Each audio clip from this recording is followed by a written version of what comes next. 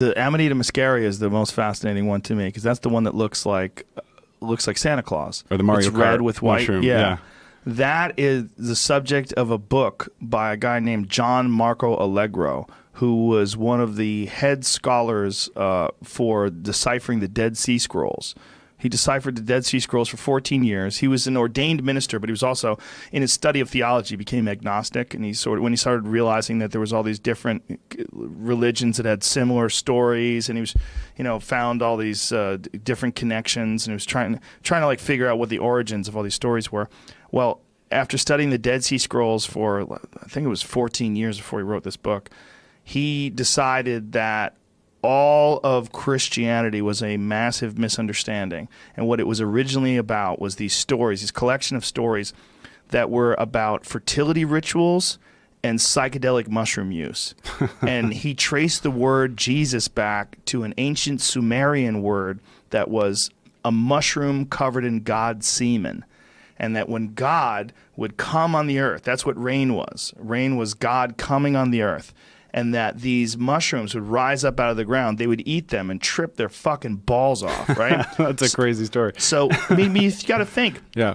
People that were foraging for food, especially back when there was no agriculture, right? I mean, it was touch and go. You could easily starve to death. A bad winter, a drought, people would starve to death. It was very, very common.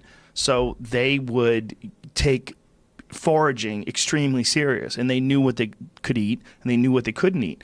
Well, they knew that there was a relationship between carnivorous trees, and carnivorous trees would grow these weird looking shiny red and white mushrooms under them. That's what carnivorous trees is. Pine trees, that's what we use for Christmas trees. Yep. Those red and white packages, they are like the shiny packages underneath the Christmas tree. They are the color of Santa Claus. Yeah. They're common in Siberia. They're eaten constantly by caribou.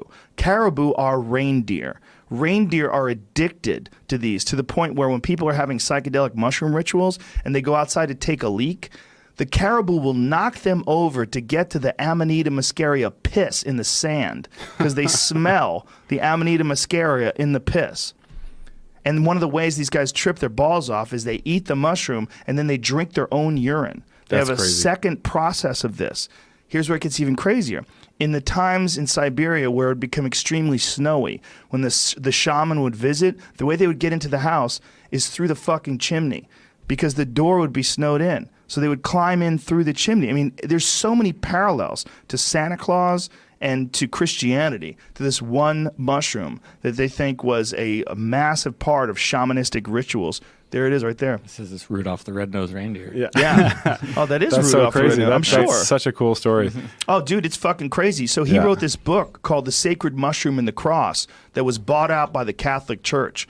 This I have to verify. But I do know that they stopped production of it. I don't know if it was bought out by the Catholic Church. That's always been what's been told to me.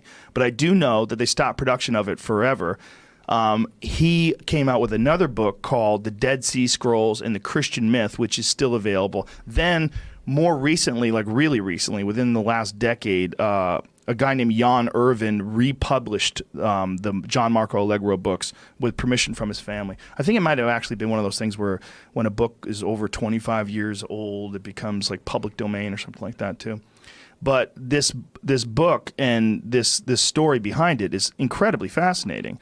And what he's basically saying is that, and it makes sense, if you were living thousands of years ago and you stumbled upon these psychedelic mushrooms and you took them, you would experience God. You literally would think that that psychedelic state was you communicating with God. They would want to hide those from the Romans. So they hid them in parables and stories, and he explains what the original meaning of all these parables and stories are. Because, of course, you're going from ancient Hebrew, which is an extremely complicated language that also involves numbers. The letters are also numbers.